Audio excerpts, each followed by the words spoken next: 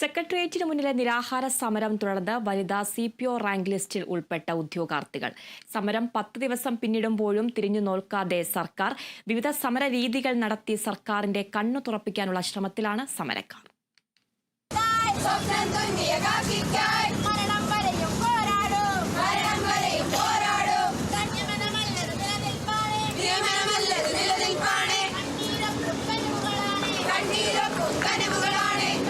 Rank list കാലാവധി കഴിയാൻ വിരലിൽ എണ്ണാവുന്ന ദിനങ്ങൾ മാത്രം ബാക്കി.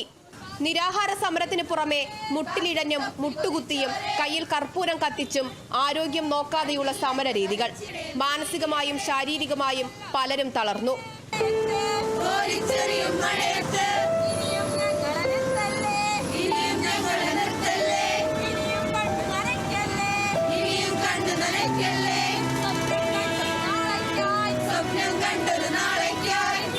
പോലീസ് തൊപ്പി സ്വപ്നം കണ്ട് രാവിലെ തൊപ്പിയണിഞ്ഞ് നിസ്സഹായാവസ്ഥ ബോധ്യപ്പെടുത്തിയിട്ടും മറുപടി നൽകുന്നില്ല സർക്കാർ.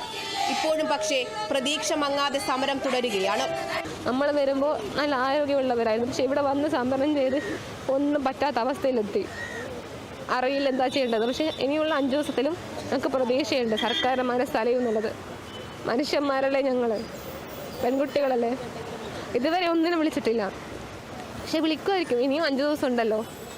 5 ദിവസത്തിനുള്ളിൽ എന്തെങ്കിലും അവർ ചെയ്യുമെന്ന് തന്നെയാണ് ഞങ്ങളുടെ പ്രതീക്ഷ.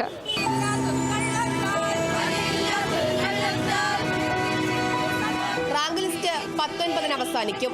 റാങ്ക് ലിസ്റ്റിന്റെ കാലാവധി നീട്ടുക, നിയമനം വേഗത്തിലാക്കുക തുടങ്ങിയവയാണ് സമരക്കാരുടെ ആവശ്യം. 964 പേർ ഉൾപ്പെട്ട റാങ്ക് ലിസ്റ്റിൽ നിന്ന് 30% താഴെ പേരെ മാത്രമാണ് നിയമിച്ചത്. പകുതി പേരെയെങ്കിലും നിയമിക്കണമെന്നാണ് ഇവരുടെ ആവശ്യം.